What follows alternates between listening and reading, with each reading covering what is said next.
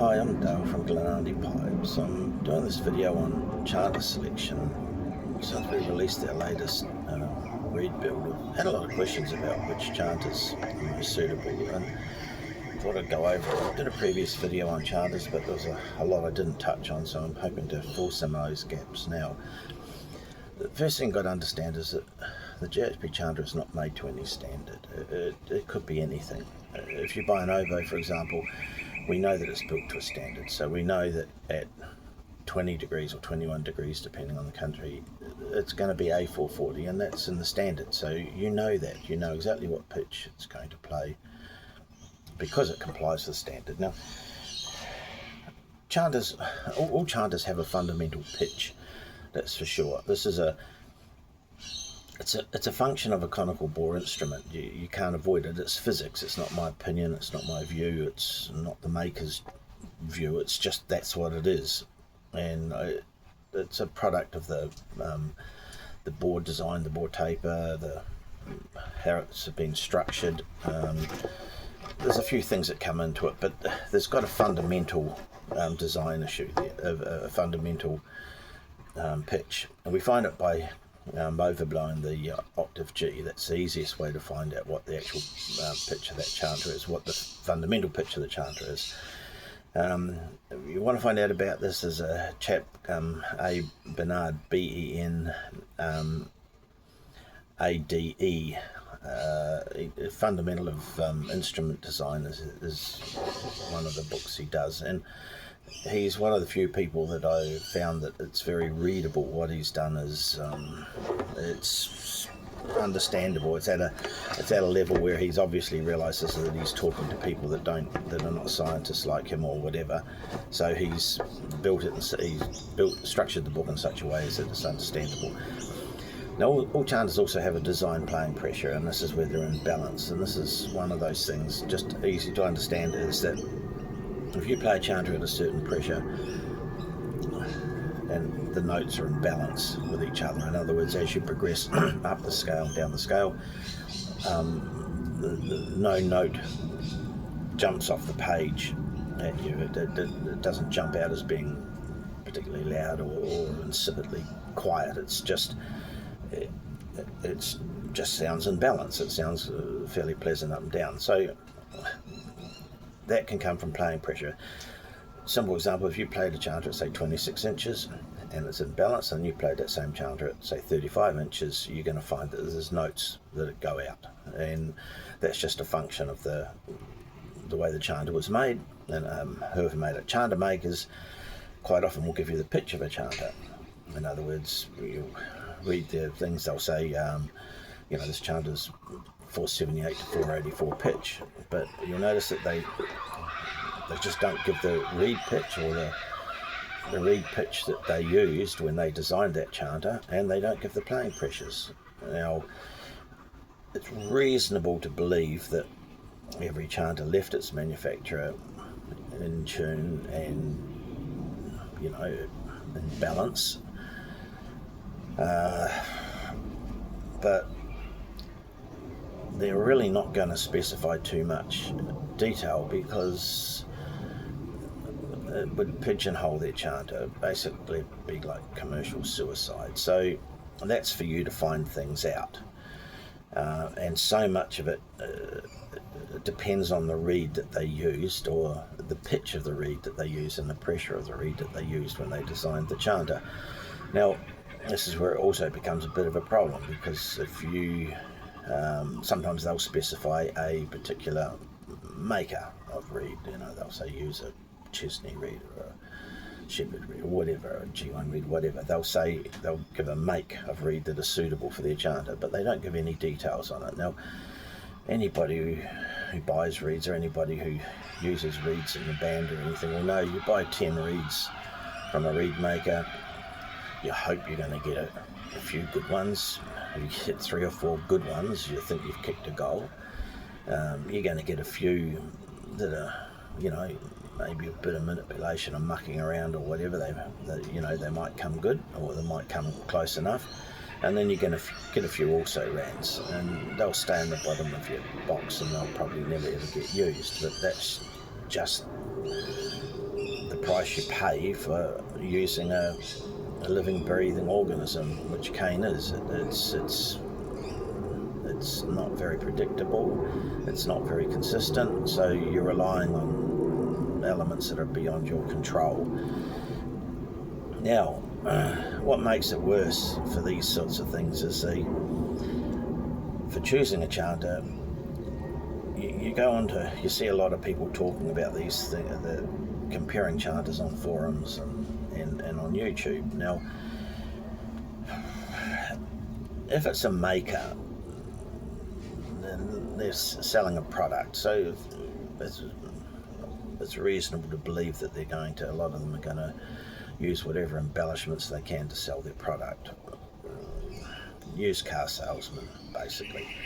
But I don't necessarily agree with some of the stuff, but that's what they're going to do because it's in their best interest to do it. The forum people, I mean, you may as well be watching or listening to the tea lady. They clearly don't understand the instrument, and you hear them giving comparisons between chanters. They'll compare the latest Gandhi with the latest G1 or something like that, and they give no details really. They might give you a brand of reed that they use, for example, but they don't give you the pitch and they don't give you the pressure. Now, as with the Standards Association, the pressure is extremely important, and the temperature is even more important. So if, like today, it's say 16 degrees here, 17 degrees.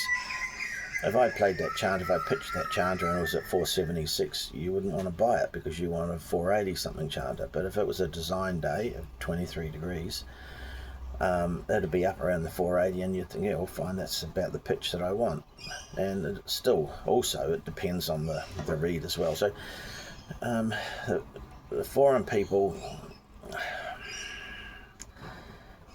personally, I think what they're saying is just demonstrating abject just the maker, like I say, I understand the embellishing, but the other people,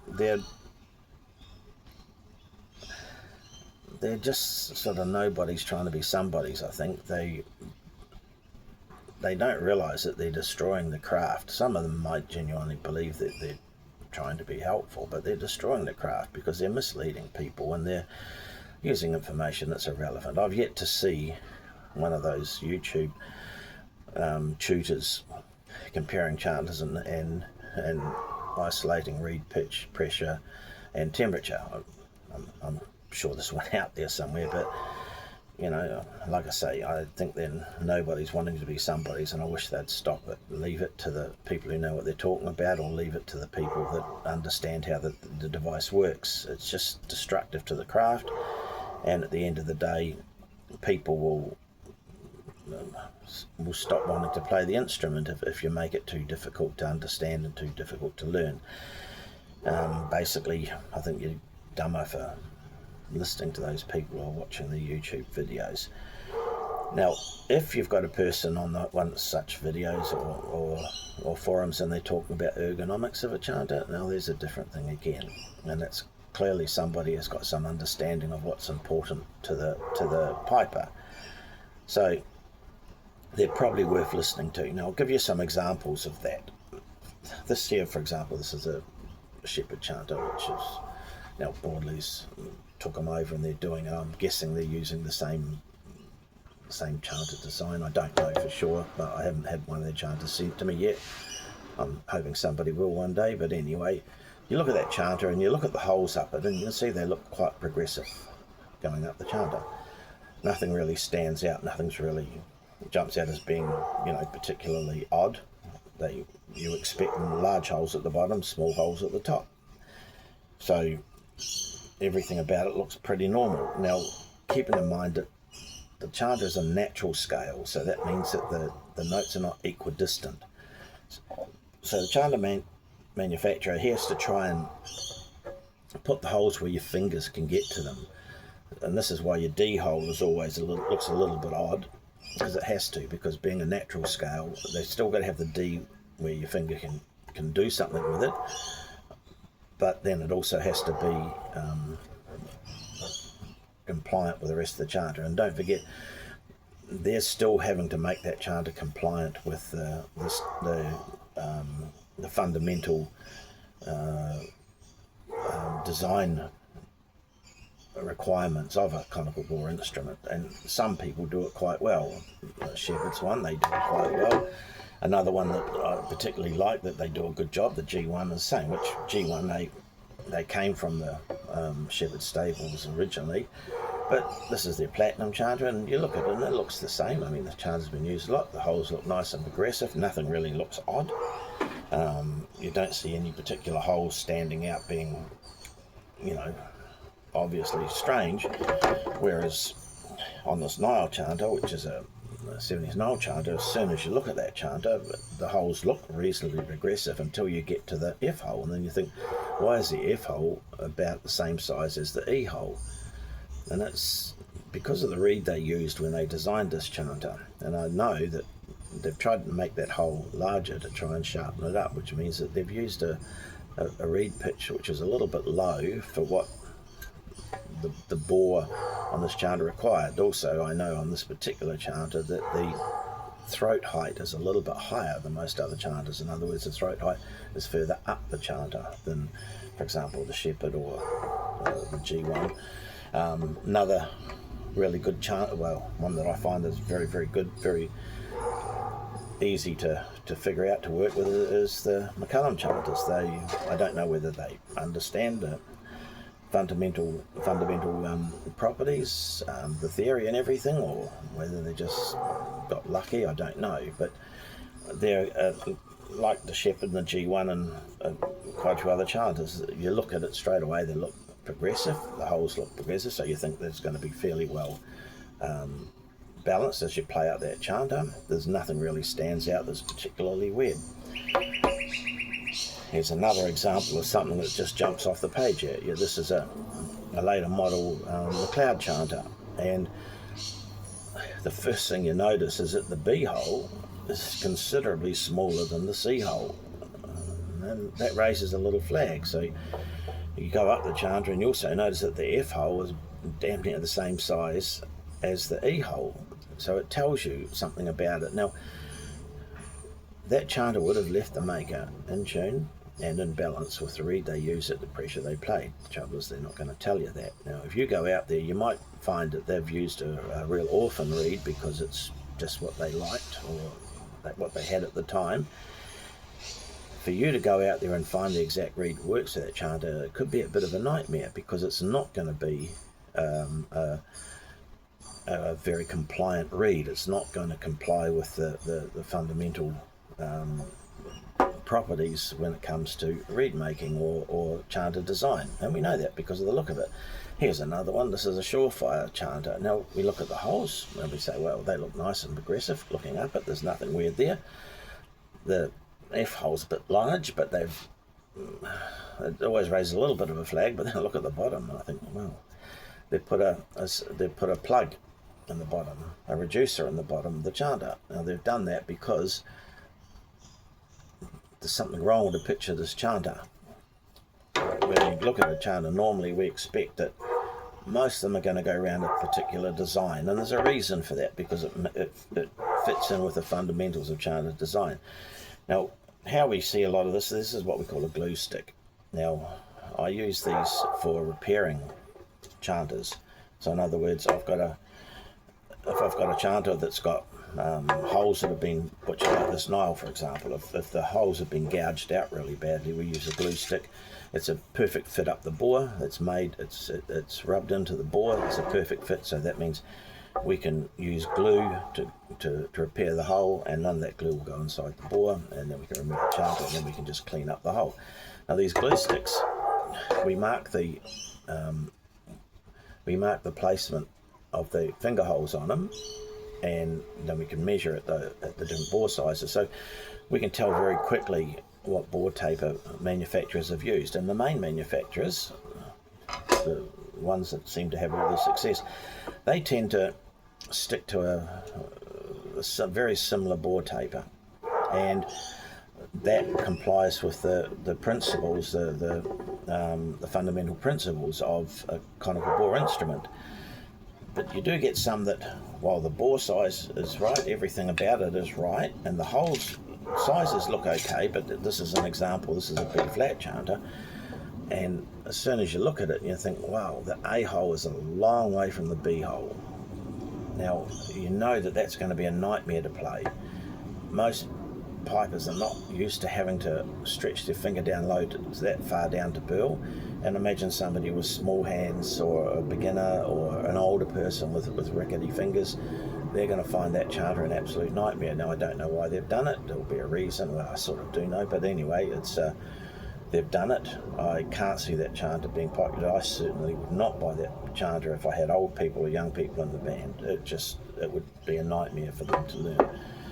Another chanter that we come up with, this is a Keo chanter. Now, a lot of people like this chanter. You look at the holes and they look reasonably balanced. And what he's done is he's kept the span down a little bit from D to A to make it a little bit easier to play. So you'd think, well, that'd probably be a good choice. Problem is that it doesn't read very well. It's very difficult to find the exact read for it. And upon measurement, we found that the bore that this guy used, and I've heard him playing this chanter, so I know it plays in tune and balance. I've heard people playing it. So, but as soon as I put a glue stick up there, I can see how it rattles around at the top like the prick in a top hat, really loose up there. So it means that he's used a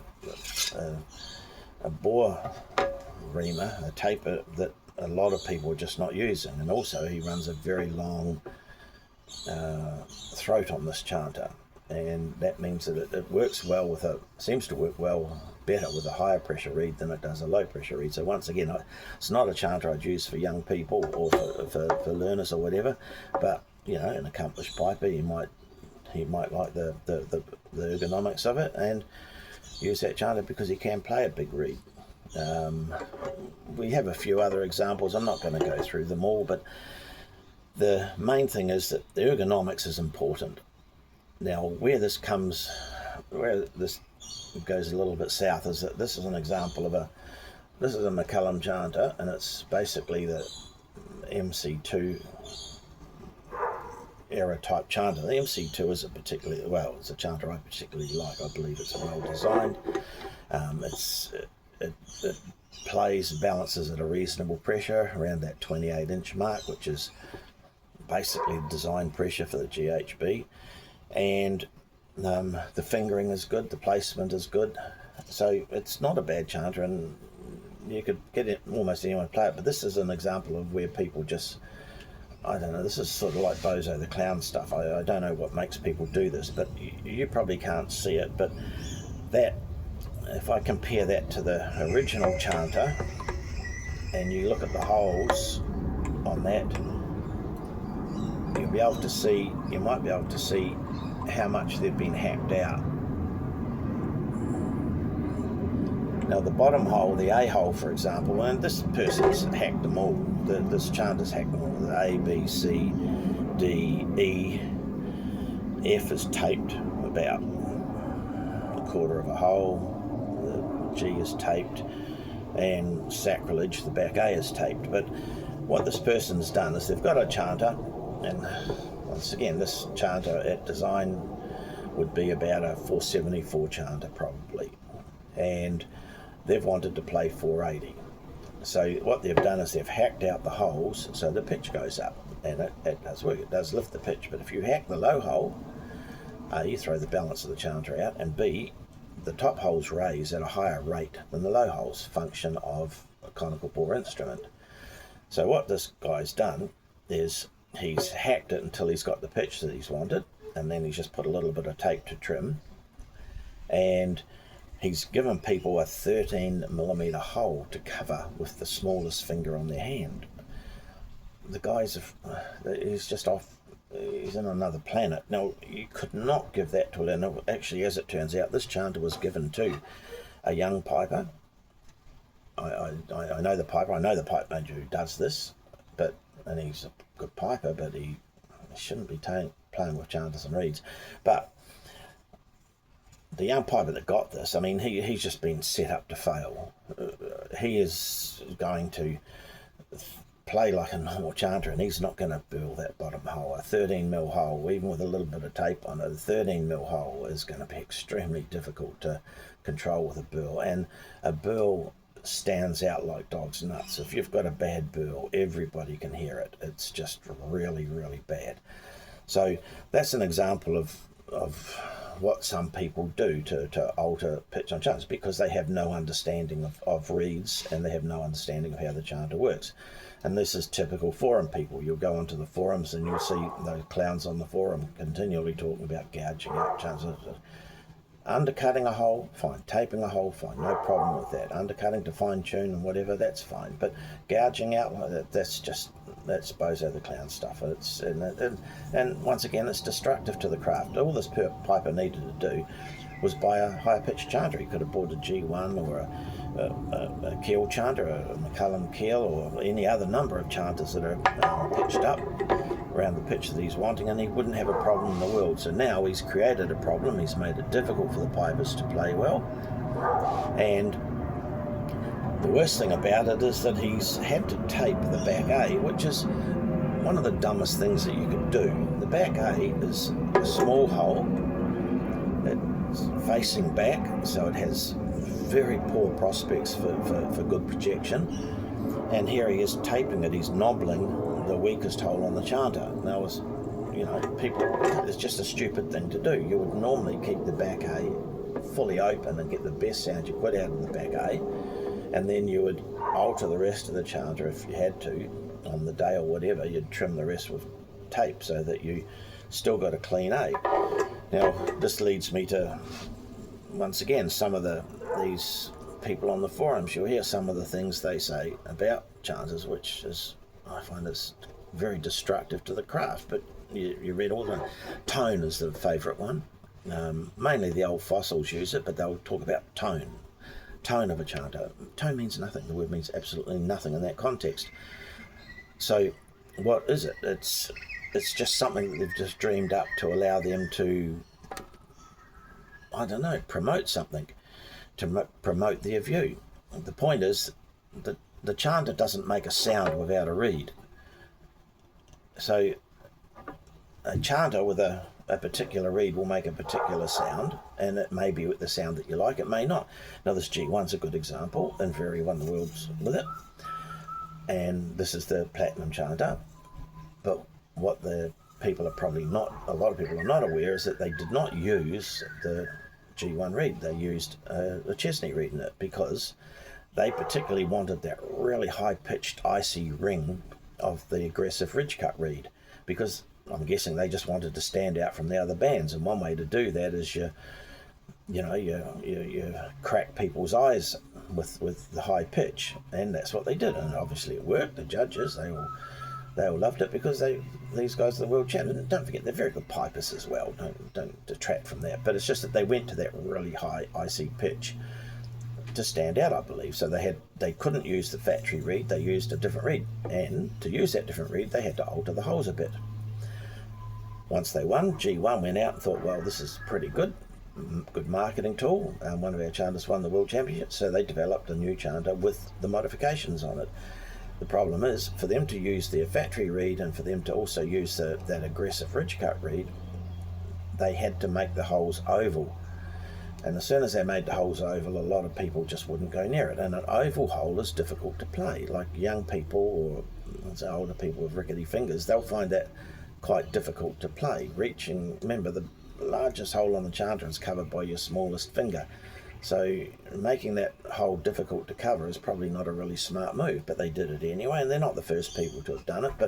And I understand the argument. They wanted the marketing. They wanted to get a chanter out there that matched what Inverary played, and they wanted people to be able to use the reed that Inverary played on their chanter. It's just marketing, but it's an example of where things can go down, but it's an example of where the reed is important. The chanter is the chanter, but obviously they wanted a particular sound, a particular pitch, and the reed gives it to them. So these people talking about tone and not specifying anything else, so it's like these people, the chanters, they'll talk about the forums, or these YouTubers, they'll talk about the tone of these chanters, but they won't tell you the pitch of the reed, the pressure that was played at, or the temperature it was played at. It's because they don't understand. They don't understand the fundamentals. They're just parroting something. And like I say, you're dumber for listening to them or watching them. Other things that you'll hear come up, the signature high A is one that I've heard quite a bit. And I'm thinking, it's a high A. To be a signature high A, what signature implies uniqueness, like your signature is unique. But a high A is a high A. Now, depending on the reed, your high A could be a really scurly, really brittle, scurly type of high A, or it could be a really insipid, weak high A, or it could be a nice clear high A. It's reed dependent. Other things you hear, the Pibroch, authentic Pibroch high G, for example. Well, a Pibroch high G is a slightly more plaintive high G, and they get it by false fingering. Now, every note on your chanter has a hole below it open, except for your E, and that's why your E hole is usually quite a bit larger than the other holes. But if you blow an F, the F and the E is open. If you blow it and you tap on your E, you'll hear the difference in sound. Pibroch high G is just a fault fingering high G, and it's to get a slightly more plaintive sound, but it's nothing ancient, it's nothing funny, it's physics, it's pure physics. And if you've got a good reed, if the reed is a good match for the chanter, and it's in good balance with the chanter, you'll get a very responsive high G through fault fingering. If your reed is not a very good reed, it's not a very good match for the chanter, then the high G could be, but it's not the chanter that's giving you that authentic, it's the chanter reed match, and that's for you to sort it out. So the point that I'm making out of all this, and the point in this video, is when people talk about the chanters mutually exclusive with the reed, you're listening to somebody you really shouldn't be listening to. You're going to be dumber for the experience. Those people that talk about the ergonomics of chanter, and they talk about the sound and the ergonomics, and they talk about the reed and reed pitches, and there are a few out there that do, not many, and won't be chanter manufacturers doing it. Like I say, it's going to be commercial suicide, but you do find some pipers out there that do, and you find a couple of tutors out there that do. Listen to them and you'll figure it out. The ergonomics is the most important thing. So when you're selecting a chanter, decide who it's for. Now, if you're playing one of these big bands, like one of these grade 1 bands, those guys they're all juiced up on testosterone, and all of them they've got hernia medical insurance provided by the band, so they can sit there and hoof away on those big reeds and then blow their eye sockets out, and that's fine. But the average person can't do that, and most people don't want to. Most people don't even want to be a grade 1 pipe band player. They just want to be able to play their pipes on the 4th of July or on the street marches or whatever, and look and sound like a bagpipe. Sunday morning at church, they just want to sound like a bagpipe. And funerals and weddings, same thing. They want to just look and sound like a bagpipe. They're not trying to be grade 1 pipers or whatever. So think about what you're doing with the chanter, and think about what chanter is going to make it as easy as possible for you to play the thing without problems. That's how you select a chanter. All the rest of it is just marketing, and the marketing, they've got to do it. I mean, they're trying to sell a product, and that's fine, but it's up to you to know when you're getting shafted. So do a little bit of research, have a look at the people that are using them, and ask a few questions. Ask why people use it, or whatever, and always consider the type, the physics of the physique of the people. Like say, small hands, small people, small hands. You want something to be extremely achievable. So giving them a big thumper, the grade 1 bands are coping with it, is probably not the right way of doing it. So I hope this helped. Hope this made it clear. And I'm going to do a second video on the reeds, because the latest reed we've done is just working so well in so many different cases, which has prompted this video.